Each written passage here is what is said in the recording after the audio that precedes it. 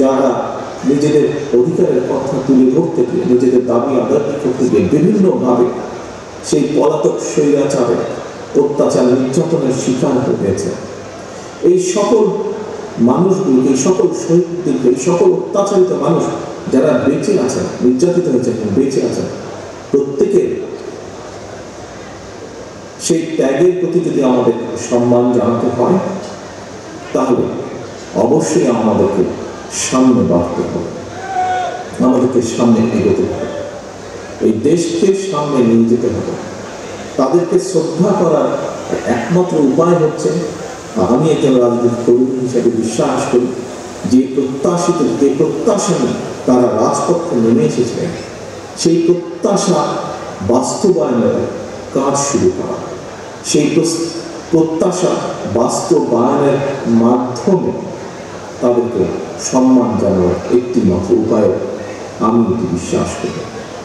আমাদের আগামী দিনের নীতি জনগণের জীবন উন্নয়নে, রাজনীতি, দেশে বিদেশে কর্মসংস্থান সৃষ্টি এবং নিরাপদ কর্ম পরিবেশ নিশ্চিত করা, এটি হবে আমাদের রাজনীতির অন্যতম মূল লক্ষ্য।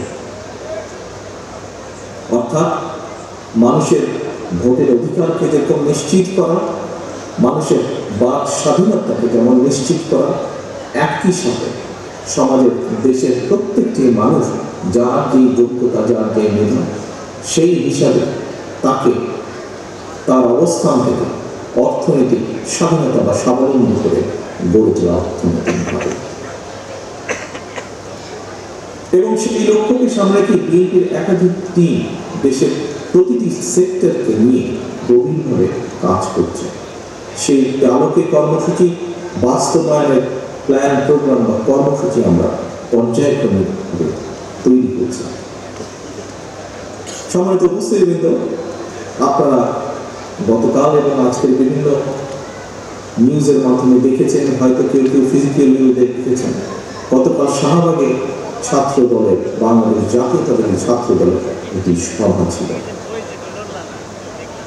শিক্ষার্থীদের জন্য বিএনপি নেওয়া কয়েকটি কর্ম পরিকল্পনার রূপরেখা সংক্ষিপ্তভাবে, যেহেতু বিশাল একটি সমাবেশ ছিল, সেখানে হয়তো ডিটেইল তোলা সম্ভব না, বলা সম্ভব না, সংক্ষিপ্তভাবে আমি তুলে ধরেছিলাম।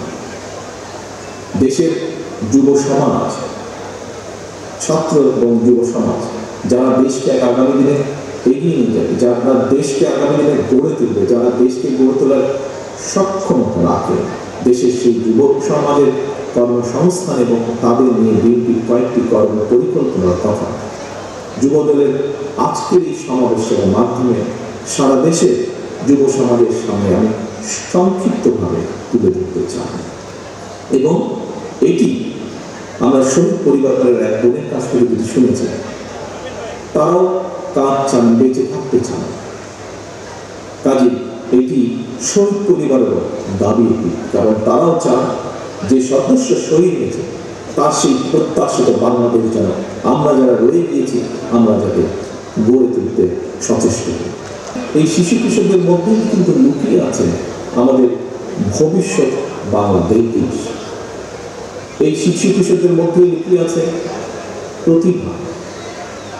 আপনাদের অনেকেরই নিশ্চয়ই মনে আছে, স্বাধীনতার শহীদ রাষ্ট্রপতি জিয়াউর রহমান শিশু কিশোরদের নিয়ে নতুন পরিণামে একটি ট্যালেন্ট হান্ট প্রতিযোগিতা চালু করেছে।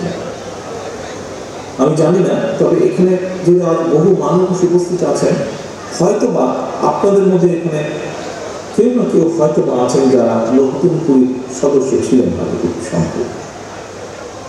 শিশু কিশোরদের নিয়ে এই ধরনের একটি সুন্দর আয়োজনের জন্য আমি আবারও যুব দলকে বিশেষভাবে ধন্যবাদ জানাই।